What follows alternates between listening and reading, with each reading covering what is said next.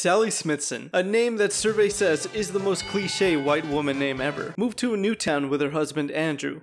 Just Andrew, he's not important enough to get a last name. But Sally loved him nonetheless. She dreamt about having children and how happy they'll all be as a family in the home that Andrew will build. Andrew's handy like that. He's a lumberjack. It's one of the most dangerous jobs, right behind mukbang content creator. As you might expect, considering this is Dead by Daylight lore, there were eventual cracks in Sally's dream. More specifically, cracks in her husband's skull. And just like that, Sally was alone on a Friday night. Unfortunately for her, she wasn't a girl boss and had to get a job in order to afford her $60 a month rent, because this is back when like a dozen eggs cost $0.25. The only place that would hire an uneducated widow such as herself was the Crotus Print Asylum, where much like an Amazon warehouse, only the desperate work. Initially, she's overall sympathetic to the patients, but on one fateful day, she went to see the anxious girl. That's not her name, but the staff have nicknames for everyone. The catatonic boy, the sweaty codger, the infatuated loner. The anxious girl is nervous that someone's near her, but eases up when she realizes that it's Sally. They talk for a bit as Sally braids the anxious girl's hair before a distant moan interrupts them in the hallway. Hearing that moan, much like being in a cheap motel hallway, means that something's about to go down. But Sally ignores it. She instead tells the girl about the community room and how it has a window and how she could see robins building a nest outside and how she should come out of her room more. Come on. The anxious girl, however, is distracted by the noises in the hall. Sally tries to reassure her by giving a free shoulder massage to calm her down. They sit there for a bit until the noise turns into a scream.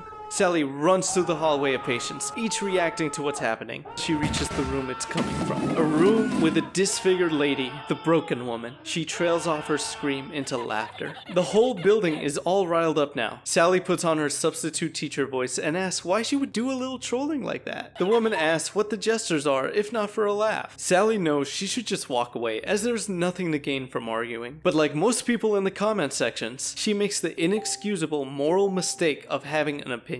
The patients are human and deserve sympathy, is what Sally has told herself time and time again. The woman laughs and says that most there, if anything at all, have ever only contributed pain. Sally is mad. She asks the broken woman what she's provided for the world. If she could criticize everyone else so easily, fighting her restraints, the woman claims she saw sickness and she snuffed it out. It's their job to be the janitors of the world and take care of the infection that is the mentally ill. Sally, shocked and about to cancel her on Twitter, asks what she's doing there in the asylum then. Wouldn't that make her a part of the infection too? The broken woman smiles because Sally fell right into her trap, expecting this question. She's not part of the infection. She's the solution. She was a nurse too, but one that served humanity instead of the so-called patients. She used injections on the infected and watched them die, confident she was doing the right thing. She had facts and logic on her side, but the courts called her insane. Could you believe that? Whoa, where'd you get that? The internet? The next day. Another day, another migraine.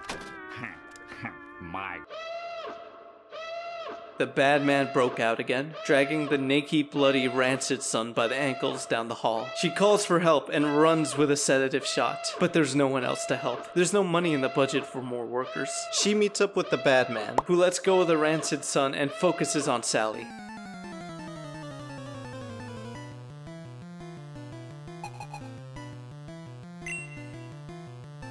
He's too distracted by her to realize Harvey Kavanaugh behind him. Harvey's a big dude, so he slams the bad man into the floor while Sally injects the sedative into the neck.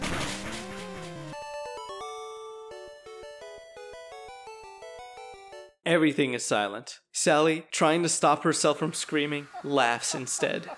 The next day. Sally is in the broken woman's room again. She offers Sally sympathy, but firmly says that yesterday's bloody mess was a shame. Boys like that are only built a certain way, not meant for society. Sally tries to find her happy place, but all she sees are asylum walls and bloody bandages. No gentle breezes or calm lakes to think about, just the broken woman's voice digging deeper into her soul. She brings up Sally's husband and how she honestly cried reading the newspaper about the logging incident. She's upset because Sally would have had such beautiful babies with pure genes to contribute to the world, but instead she's here dealing with all the filth. Sally gets up to leave, pushing her thoughts away, but they're too strong. It's not fair. Her love was pure, her husband was pure, and everyone there wasn't. She gets dizzy, trying to distract herself, but it's pointless. This place will always haunt her. Just like being a general manager at a Chuck E. Cheese, she's not keeping the insane trapped in there. It's instead the insane that trap her. She collapses on the floor, for this realization is too much.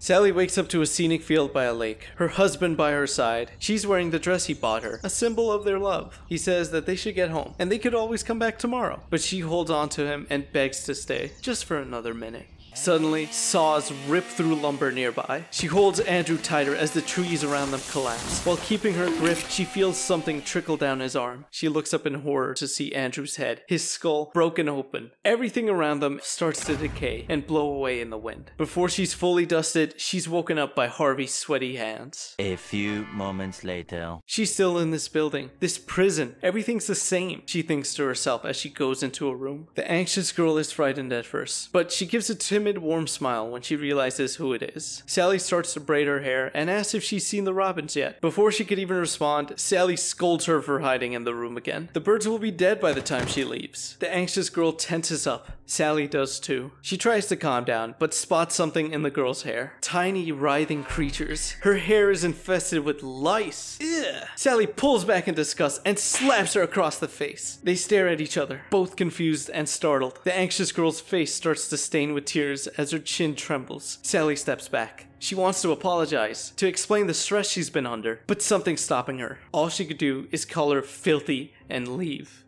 20 minutes later. Sally finds herself in the broken woman's room again, listening to her ramble once more about how the infection needs to be eliminated. The broken woman offers to let Sally in on her little secret. She could teach her about her special injection, the one she used on her own patients. One shot, and they die a gruesome, painful death. Sally is still lost in thought as the broken woman tries to reassure her that it doesn't have to be like this. She doesn't have to be their servant anymore. She could be free. All she needs to do is use the injection. Oddly enough, this is the exact speech some weird guy told me on the train. Public transportation is, weird.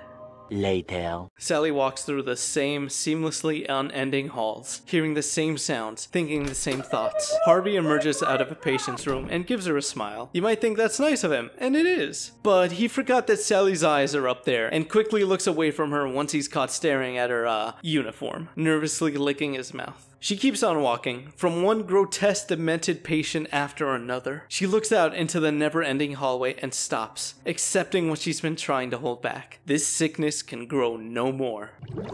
Sally follows the broken woman's instructions and fills a syringe with a dark, oozy liquid. She is at peace with what must be done. She knows that this is the only way to really help, to help society. She will be the one to get rid of this infection. But the most sick out of all of them is the one who doesn't realize that they're a part of the problem. She heads to the broken woman's room to start the night off. 6 hours later. When the morning staff arrived, they found over 50 dead patients alongside 4 dead staff members. They took her into an ambulance, one that never reached the hospital. It crashed into the woods. Everyone dead and Sally missing.